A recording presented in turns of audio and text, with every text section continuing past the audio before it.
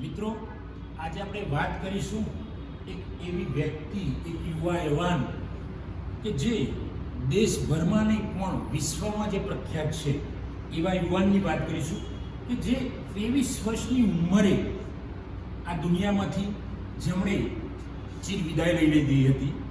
આવી વ્યક્તિનો જન્મ એ 28 સપ્ટેમ્બર 1907માં લાલપુર પંજાબના બંગા ગામમાં થયો હતો. આ છે શહીદ ભગતસિંહ. શહીદ ભગતસિંહ એટલે યુવાનોના પ્રેરણા સ્ત્રોત. મિત્રો, એમના અવસાન થયા ઘણા વર્ષો થઈ ગયા. 1931માં એમનું અવસાન થયેલું, પણ આજના યુવાનો એમને ખૂબ યાદ કરે છે. આખો દેશ, ભારત નહીં પણ દુનિયા શહીદ ભગતસિંહને યાદ કરે છે.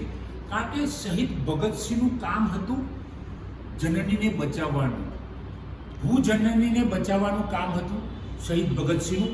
અને એક 12-13 વર્ષની, 11 થી 12 વર્ષની ઉંમરમાં જે વ્યક્તિને જલિયાવાલા હત્યાકાંડની માનસ પર અસર થઈ 1919માં, અને એક 12 વર્ષનો નાનકડો બાળક જ્યારે ક્રાંતિકારી બનવાનો વિચાર કરે છે. મિત્રો, 12 વર્ષ, 11 થી 12 વર્ષની ઉંમરે તો માણસને પોતાનો વિકાસ કરવાનો વિચાર ના આવે, ત્યાં આ એક બાળક દેશને ક્રાંતિકારી બનવાનો વિચાર કરે છે ને ભયંકર, જેને ગંભીર અસર એમના માનસ પર પડેલી જલિયાવાલા હત્યાકાંડથી, અને ત્યારથી જ એમને મનમાં નક્કી કરી દીધું કે દેશ માટે કંઈક કરવું. મિત્રો, આવી વ્યક્તિઓની પ્રેરણાથી આજના યુવાનો ખૂબ આગળ વધે છે. આજની જનરેશન ભલે બદલાઈ હોય પણ શહીદ ભગતસિંહને યાદ કરે છે. કારણ કે શહીદ ભગતસિંહ એક એવું પાત્ર હતા કે જે પાત્રથી આખી દુનિયાને મોટી પ્રેરણા મળી છે કે દેશને કેવી રીતે બચાવવો, જમીનને કેવી રીતે બચાવવી, આપણી માતા ભૂમાતાને કેવી રીતે બચાવવી, એ શહીદ ભગતસિંહ પ્રેરણા પૂરી પાડે છે. મિત્રો, લાહોર કાવતરા કેસ અને એસેમ્બલી બોમ્બ વિસ્ફોટથી અંગ્રેજોની ઊંઘ શહીદ ભગતસિંહ હરામ કરી દીધી હતી, અને બહેરા અંગ્રેજોને સાંભળતા કરી દીધા હતા, આંધળા અંગ્રેજોને દેખતા કરી દીધા હતા. અને શહીદ ભગતસિંહનો એક અલગ ખોફ એ વખતે અંગ્રેજોમાં ફેલાઈ ગયો હતો. મિત્રો, ત્યારબાદ લાલા લજપત રાય ઉપર જે પોલીસે લાઠીચાર્જ કર્યો, એનો બદલો લેવા માટે જેપી સાન્ડર્સની હત્યા પણ કરવામાં આવી હતી. મિત્રો, આ બધી ભૂમિકામાં શહીદ ભગતસિંહનો અગત્યની ભૂમિકા હતી. તો ત્યારબાદ કીર્તિ કિસાન પાર્ટી અને સામાજિક મુદ્દાઓ પર ભગતસિંહ ખૂબ લખતા હતા.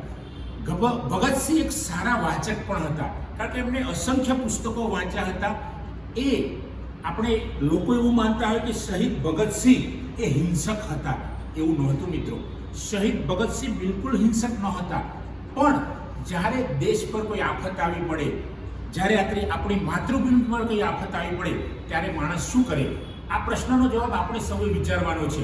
એટલે તો શહીદ ભગતસિંહે પોતે આવા નિર્ણયો લીધા, ક્રાંતિકારી બન્યા, ક્રાંતિવીર બન્યા, અને એમણે બહુ સુંદર એક નારો એ વખતે આપેલો, ઇન્કલાબ જિંદાબાદ, ઇન્કલાબ જિંદાબાદ.